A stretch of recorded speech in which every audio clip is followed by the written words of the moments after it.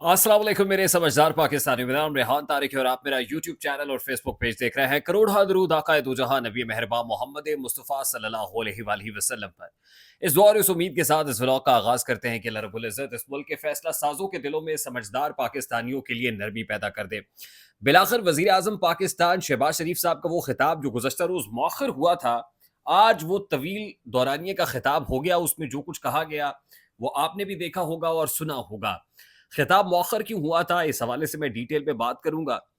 वजीर आजम पाकिस्तान शहबाज शरीफ साहब chief of the army staff जो है आसिम मुनीर से मुतालिक क्या कह रहे हैं और क्या एतराफ़ कर रहे हैं, वो भी आपके सामने रखेंगे। और उसके साथ ही chief justice Lahore high court जनाब शहजाद मलिक साहब जाते जाते छक्के मार रहे हैं। अब एक और छक्का उन्होंने मारा है, जस्टिस शाहिद बिलाल हसन। आपको पता है कि लाहौर हाई कोर्ट के एक और जज हैं जो सुप्रीम कोर्ट में एलिवेट होने जा रहे हैं together with chief justice Lahore high court justice Shahzad Malik. तो जस्टिस शाहिद बिलाल हसन के सुप्रीम कोर्ट एलिवेशन यानी उनकी नामजदगी के बाद chief justice Lahore high court Shahzad Malik साहब ने जो 5 रुकनी लार्जर बेंच है, जो पर्टिकुलरली इमरान खान की दरखास्त के ऊपर एक तो बल्ले का इंतखाबी निशान वापस लिया गया, दूसरा तोशा खाना केस में सजा मुअत्तली जो है वो लाहौर हाई कोर्ट के अंदर जो है उसकी दरखास्त की गई थी, वो सजा एक्चुअली चैलेंज की गई थी।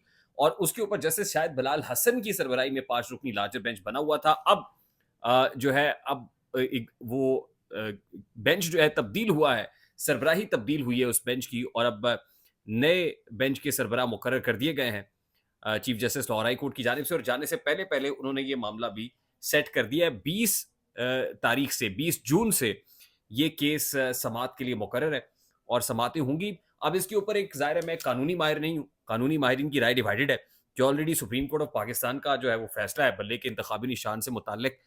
तो कैसे लाहौर हाई कोर्ट जो है उसको उड़ा के बाहर फेंक सकती है, तो ये जुरिस्डिक्शन का मैटर भी है। अच्छा, दूसरा इंपॉर्टेंट मामला ये है कि पंजाब हुकूमत ने जो काबीना ने खास तौर पे इमरान खान के अगेंस्ट केसेस बनाने का फैसला किया, उसकी दरखास्त जो है उसके खिलाफ आई थी लाहौर हाई कोर्ट के अंदर।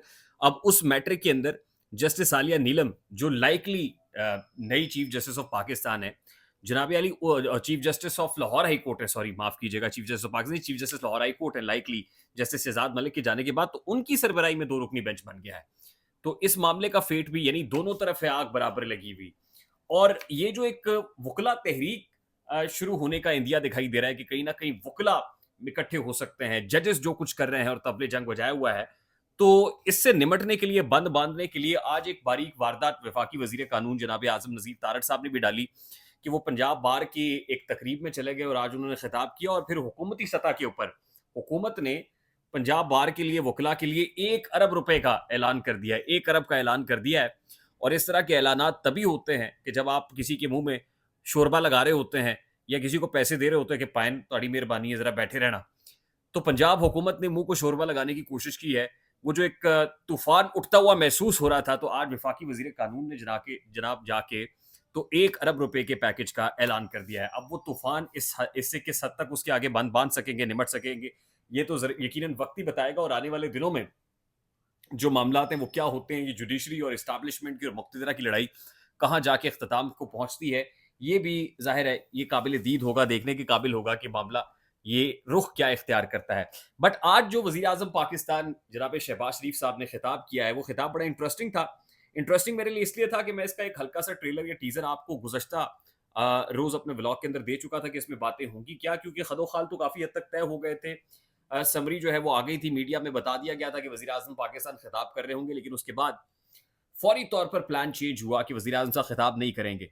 देखिए, जब से शहबाज शरीफ साहब वजीर आजम बने हैं, तब से ही वो चीफ ऑफ द, बल्कि मैं तो ये कहूंगा कि जब से 16 माह की पीडीएम हुकूमत थी, तो उसमें एक जो बाईपास बना इस्लामाबाद के अंदर, आपने तो उसका क्रेडिट भी chief of the army staff जो आसिम मुनीर को दे दिया।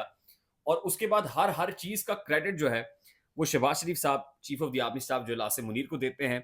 और फिर आपको याद होगा कि हाल ही में जब वो वजीर आजम बने हैं और वो 100 दिन की परफॉर्मेंस, 100 दिन मुकम्मल होने की खुशी में वैसे आज उनका खिताब था, तो जब वो वजीर आजम बने तो जनाब जीएचक्यू पहुंच गए अपनी काबीना को लेके। यानी बजाय इसके कि वो वजीर आजम के पास आते, आप उठ के जनाब कैबिनेट लेके जीएचक्यू पहुंच गए। तो आप अंदाजा कर सकते हैं कि रिपोर्टिंग जीएचक्यू को कौन है। और फिर वाकिफान हाल ये बता रहे हैं, जरा ये बता रहे हैं कि शहबाज शरीफ साहब, वो आईएमएफ का मामला हो, इन्वेस्टमेंट का मामला हो, मुख्तलिफ ममालिक के दौरे का इशू हो, हर हर इशू के ऊपर, हर हर इशू के ऊपर जीएचक्यू को ऑन बोर्ड ले रहे हैं। और हर चीज़ की जाके रिपोर्टिंग जो है वो जनरल हेडक्वार्टर्स के अंदर होती है। जब तक ऑन बोर्ड नहीं लिया जाता तब तक मामला आगे नहीं बढ़ता और कल का जो खिताब मौखर होने का मामला है, वो भी कुछ ऐसा ही बताया जा रहा है कि इस हवाले से अभी जो बासर हलके हैं या मुक्तदिर हलके हैं, उनको ऑन बोर्ड नहीं लिया गया था, इसीलिए उस खिताब को भी मौखर करना पड़ा और मामला जो है वो आगे नहीं बढ़ सके। अब यकीनन ये बड़ा मानीखेज़ बात है कि आप तो तनकीद किया करते थे इमरान खान साहब को कि जनरल बाजवा के साथ जब वो कहते हैं कि सेम पेज की हुकूमत है और जो है ना मामलात जो है वो हमारे हाइब्रिड गवर्नमेंट वाले मामलात हैं और ये मिसाली ताल्लुकात हैं, बड़े खुशगवार ताल्लुकात हैं और chief of the army staff जो है, वो असल में बाप होता है, कौम का बाप होता है। तो आज जिस वक़्त आप जनरल आसिम मुनीर से मुताल्लिक ये इंकशाफ कर रहे हैं और एतराफ़ कर रहे हैं कि सरमायाकारी के हवाले से जनरल आसिम मुनीर ने मुख्तलिफ ममालिक का दौरा किया, वो कुवैत का दौरा हो, कतर का दौरा हो, यूएई का दौरा हो, वो सऊदी अरेबिया का दौरा हो, फिर जो है हाल ही में अबू धाबी की तरफ से $10 अरब का जो है वो हवाला दिया गया और फिर ये कहा कि असल में ये खिदमात chief of the army staff की हैं, जो आसिम मुनीर की हैं, उनकी एफर्ट्स हैं, उनकी कोशिशें हैं कि जो इन्वेस्टमेंट के हवाले से जो फ्रेमवर्क है एसआईएफसी के प्लेटफॉर्म से मुकम्मल तौर पर फाल हो चुका है और अब इन्वेस्टमेंट्स आ रही हैं और आज एक और फड़ भी मारी है जनाब शहबाज शरीफ साहब ने और वो ये कहते हैं कि ये आईएमएफ प्रोग्राम जो है वो मुल्क की तारीख का आखिरी आईएमएफ प्रोग्राम होगा। मेरी ये बात आज नोट कर लीजिएगा, लिख लीजिएगा कि जिस तरह का आपने बजट दिया है और जिस तरह के मामलात चल रहे हैं, इसके लिए आईएमएफ चाहता है कि आपकी इकोनॉमी के अंदर फिस्कल डिसिप्लिन आए और फिस्कल डिसिप्लिन के लिए ज़रूरी है कि आप स्ट्रिक्ट मेजर्स लें। आप अपने रेवेन्यू टारगेट्स को मीट करें। एफबीआर के टारगेट्स को मीट करें। आप तो ट्रैक एंड ट्रेस सिस्टम को जो है वो ठीक तरीके से इंप्लीमेंट नहीं कर पाते, तो फिर आप कैसे मेक श्योर कर सकते हैं कि ये मुल्क की तारीख का आखिरी आईएमएफ प्रोग्राम होगा। आज ये लिख के रख लीजिएगा कि यही हुकूमत अपना थूका हुआ चाटेगी और दोबारा आईएमएफ के दर पे जाके दस्तक दे रही होगी। इस पे मैं इसलिए नहीं कह रहा कि मैं कोई पंडित ज्योतिषी हूँ या तोता फाल निकालने वाला हूँ, बल्कि मैं इसके हालात को देख के, पल्स को देख के, मैं नंबर्स को देख के, स्टैट्स को देख के और आईएमएफ की अपनी रिपोर्ट्स को देख के ये बात कर रहा हूँ। तो आज का खिताब का लुबे-लुबाब ये है कि इमरान खान की गवर्नमेंट अगर हाइब्रिड रेजीम थी तो ये हाइब्रिड प्लस है। वो सेम पेज की हुकूमत थी तो ये सेम पेज प्लस गवर्नमेंट है। उसमें अगर जनरल बाजवा बाप थे तो इसमें जनरल आसिम मुनीर जो है अब्बू हैं, फादरली फिगर हैं, बापू हैं, अब्बा हैं। और इससे ज़्यादा कुछ बदला नहीं है। अब डेमोक्रेसी की इस ख़्वाहिश के अंदर हम किस हद तक सिविलियन सुप्रीमेसी को प्रिवेल कर पाएँ, इसका फ़ैसला आप कीजिएगा। मुझे रेहान तारिक को इजाज़त दीजिए। अपना बहुत सारा ख़्याल रखिएगा।